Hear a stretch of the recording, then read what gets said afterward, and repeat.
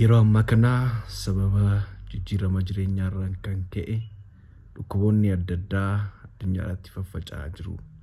Dhukkuboota kanneen keessaa dhukkubni kalee yeroo ammaa kana namoota hedduu dararamaa fi gaagama lubbuu hedduudhaaf saaxilaa jira. Haadha ijoollee lamaa kan taate mana ishee guddisuuf ijoollee ishee guddisuudhaaf halkaniif guyyaa bonaaf ganna baadiyyaas magaalaa keessa kan deemtu Aadde Sa'aadaa.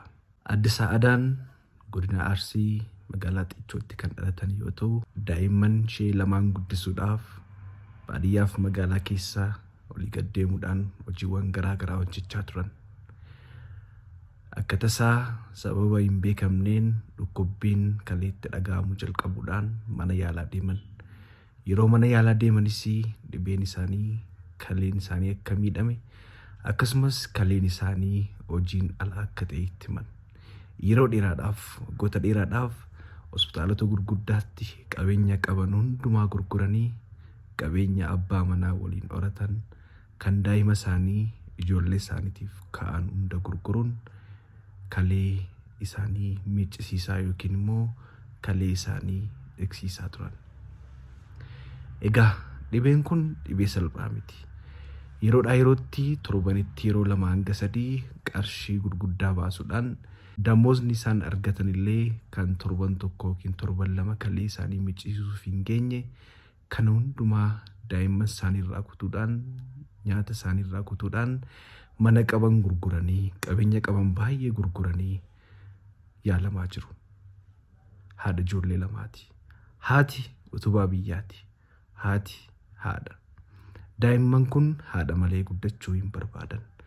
Kanaaf kabajamtoota hordoftoota keenyaa hundumti keenya waan qabnutu hin tuffatin akkaawuntii banamee iskiriin irratti mul'atu kanaan Aadde Sa'aadaan akka isaan yaalaman kaleen isaanii akka kennamuuf akka gootan kabajaan isin gaafanna. Aadde Sa'aadaan biyya alaatti kaleen isaanii akka ba'ee bakka biraan akka bakka buufamu ajaja ogeessonni fayyaa dabarsaniiru. Kalee namni kennu argamee jira.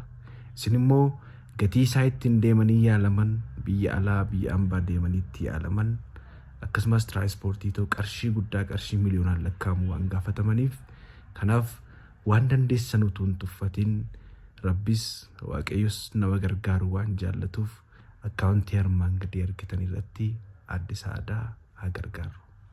Aadde Sa'aadaa gargaaruun harmee tokko du'arraa baraaruudha. Harmeen haati utubaa biyyaati. Ijoolleen haadha malee akka hin guddanneef gahee keenya taphannu. Qarshii qabnu xiqqootuun jedhiituun tuffatin akkaawuntii armaan gadiitti erguudhaan Aadde Sa'aadaa du'arraa baraaru. Nama gargaaruuf nama ta'uu qofti gahaadha.